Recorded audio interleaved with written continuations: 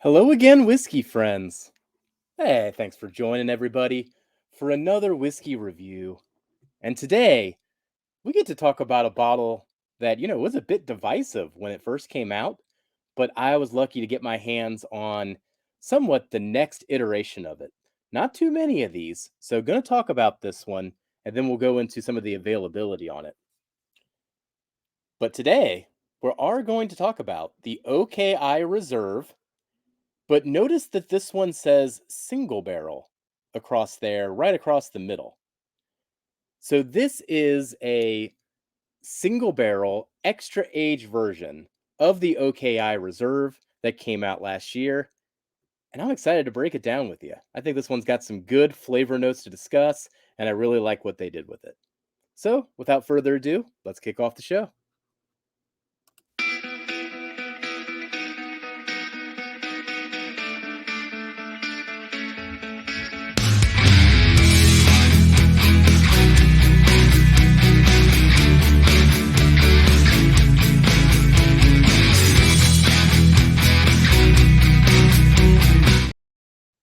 All right. So, let's pour our tasting into a new riff glass for today. I thought that was fitting, given that New Riff originally owned OKI, but we can get into the history here in just a moment. So, OKI, the brand, was started by New Riff, and it was essentially the feeder money that kept them afloat while their own distillate was in the process of aging. And it was filled with MGP and some very delicious MGP at that. So that was one of my favorite brands, circa 2017 to 2019. I still have two bottles of the original OKI left with 10 to 12-year-old MGP in it.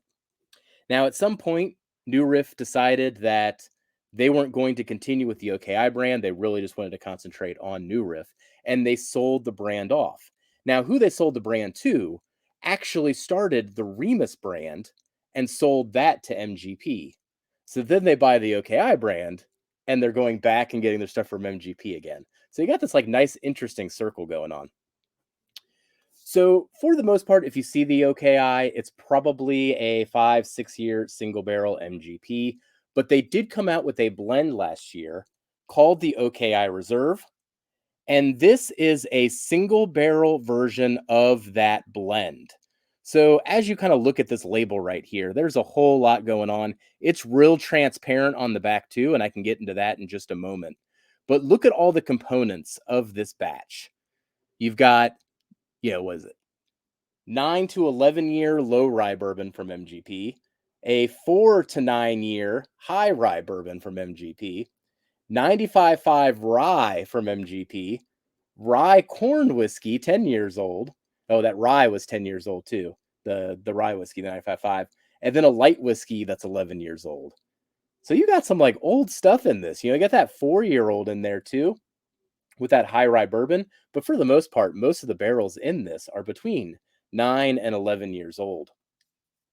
And even on the back, they do break down all the percentages. So you can go barrel by barrel and understand what is in this blend. Love the transparency behind this. But the OKI Reserve that came out last year was 100 proof, $80. And this is essentially a rebarreled version of that batch that sat in a barrel for an extra year. So an extra year to mingle, an extra year to get those, double oaked flavors, essentially, all those fun things. Thus, the color on this thing. Look how dark it is. So I do find it funny as I go through the label, though, that it's batch one reserve single barrel of a blended bourbon whiskey that has a whole lot of 95.5 rye, a rye corn whiskey, and light whiskey in it. I mean, it's got a whole lot going on in this label. The other exciting thing is this is 107.9 proof. So this single barrel has an elevated proof compared to the 100 proof release. Now, ultimately, with this, there aren't too many barrels of it going to be floating around. I know a few of the barrels are going to stay in the northern Kentucky, Ohio areas, and then a few of the barrels are going to Texas, if I've got my story straight. So if you're in those areas, keep an eye out. Otherwise, you know me, I'll always be sharing samples of things I'm excited about. So let's get into the tasting notes of this whiskey, and then we'll get into the final scores. Thanks for joining me, everybody.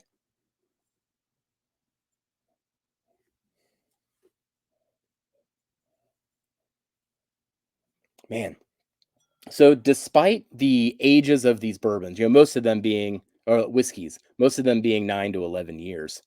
The thing that does hit me on approach, at least initially, is actually some brighter flavors than I was expecting. I'd equate it to essentially like a lemon scone with some poppy seeds on it. And even then, on top of that scone would be like a vanilla drizzle too.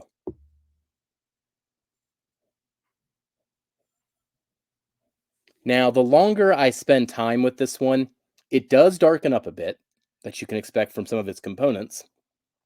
And I essentially get what I would equate to a charred meringue and then a lot of sea salt caramel with a little bit of chocolate. And I'll come back to that one with a more specific note when it comes to the tasting. But ultimately, I think that rebarreling of it gives it that charred meringue, which is real good. All right, I think that's everything for the nose. Let's get into the taste. Mm,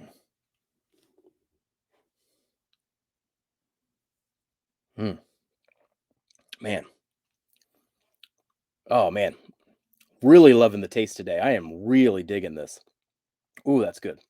Um, Up front again, that lemon poppy seed scone does come through.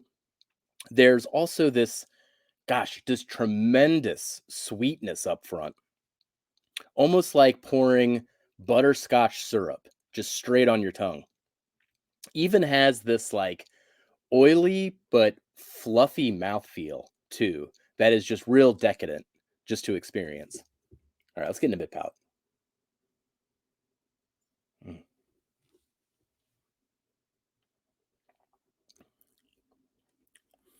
Mid palate, the flavors do slow down a little bit. Get a faint butterscotch. So that butterscotch does continue. Even transitions a bit into what I would describe as a flat root beer. But ultimately, I think towards the end, what I would equate it to is kind of like a chocolate turtle. Essentially those candies that has the caramel, the butterscotch, but no nuts in it. Covered in chocolate, but no nuts. Just a turtle without any nuts. I think that's a thing. All right, let's get into the finish.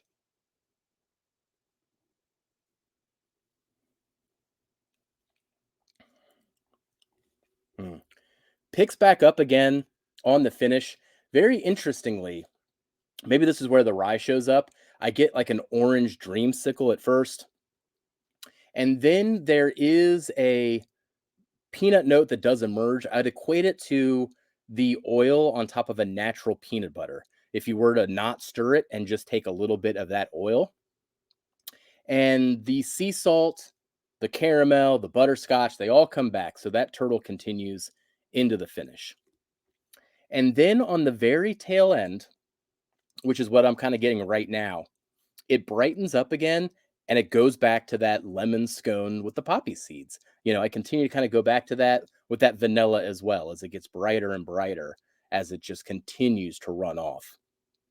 As I said, this one's real oily, gives it that real nice finish. All right, one more sip. Let's see if I have anything else to say.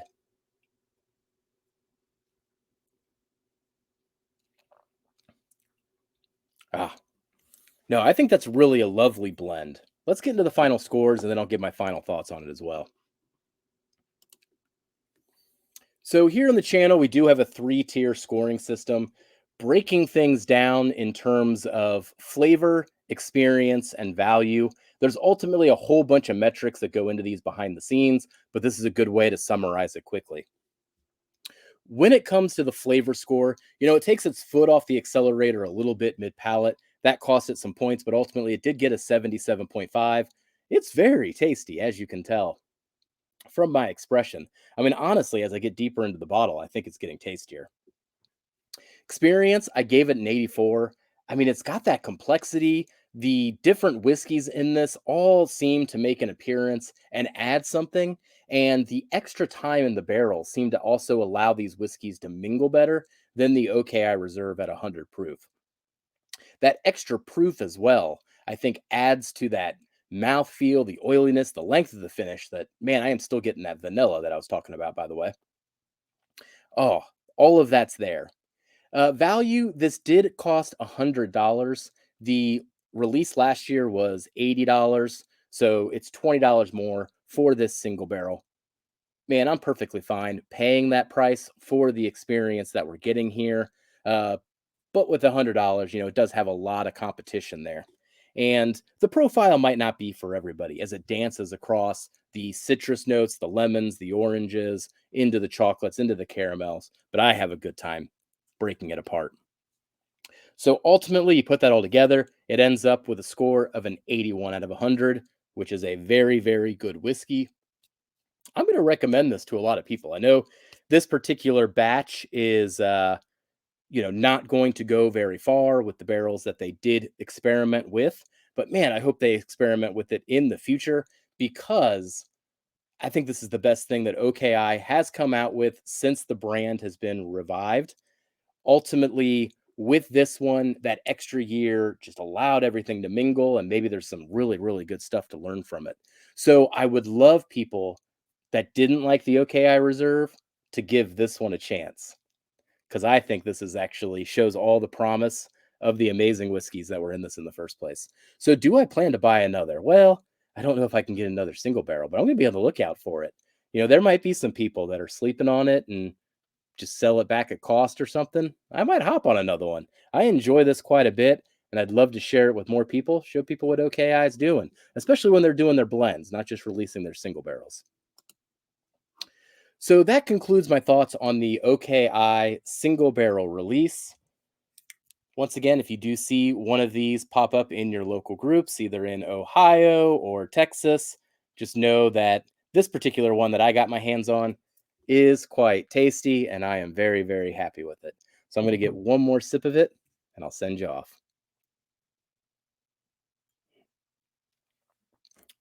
Oh, man. So tasty, and I just love the way that it changes all the time. Oh, I actually got a lot of that turtle on that one too. That really made me smile. See, any whiskey that can make me smile has to be a good time.